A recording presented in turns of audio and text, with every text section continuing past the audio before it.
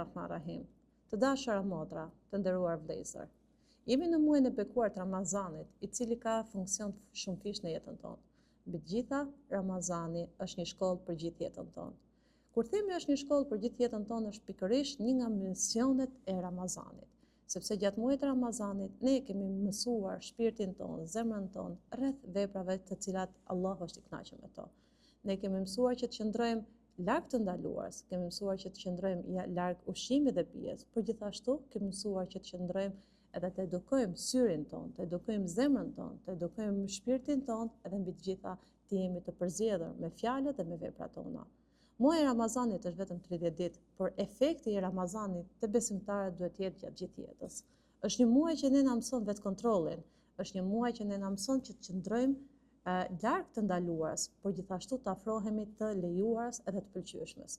Është një muaj që ne na mëson solidaritetin, kur ne si besimtar bashkëndjehemi me të gjithë njerëzit të tjerë, të cilët nuk kanë mundësi, të cilat janë kushte të vështira. Është një muaj që mbi të gjitha neve na bën më human, më të dashur, më të butë me njerëzit. Gjithashtu është një muaj ku mëshira duhet të jetë ajo që neve na identifikon, dhe mëshira duhet të jetë pjesë e praktikave të jetës tonë. Duhet jemi të mëshirshëm me njëri tjetrin, duhet shtohet akoma më shumë solidariteti. Është një muaj që ne na mëson që afrimi me Allahun është pikërisht çelësi dhe kënaqësia dhe lumturia e zemrës tonë. Muaji i Ramazanit nuk është vetëm një agjërim, muaji i Ramazanit është një shkollë, është një edukim. Muaji i Ramazanit është ai që na jep ne mesazhet më të dashura dhe më të mira dhe praktikat më me vlerë për gjithë jetën.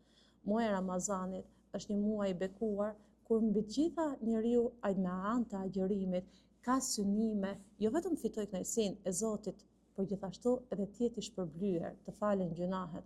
Jo më kot profeti Muhammed a.s. na është drejtuar me një mesazh edhe me një hadith profetik. Kush agjeron muajin e Ramazanit me shpresën dhe me besimin që t'i falen gjunahet, atij do t'i falen gjunahet. Prandaj motra të dashura dhe vëllezër të nderuar, shpresojmë që gjatë këtij muaji të Ramazanit afrimi jonë me Allahun të jetë realizuar dhe neve të gjitha mësimet, këshillat, veprimet dhe formën e jetuarit që kemi pasur gjatë muajit Ramazanit, ta ndjekim edhe gjatë jashtë Ramazanit. Muaji i Ramazanit na ka kujtuar se sa me vlerë janë adhurimet, sa me vlerë është sadakaja, sa me vlerë është agjërimi. Muaji i Ramazanit na ka kujtuar sa me vlerë është namazi, le ta praktikojmë ato edhe pas Ramazanit.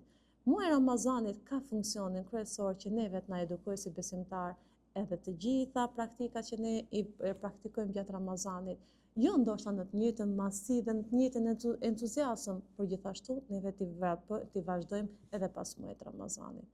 Ramazani është një shkollë për jetën, është një shkollë e nefsit, Ramazani është një shkollë e durimit, Ramazani është një shkollë edhe një sprovë për zemrat tona. Le ta kalojmë këtë sprovë gjatë muajit Ramazanit, edhe të premtojmë vetes tonë që neve të njëjtën edukat, të njëjtën moral edhe të njëjtën qëndrueshmëri do ta mbajmë edhe jashtë muajit Ramazanit. Lutim Allahun xhaleshanuhu që të na pranojë Ramazanin ton.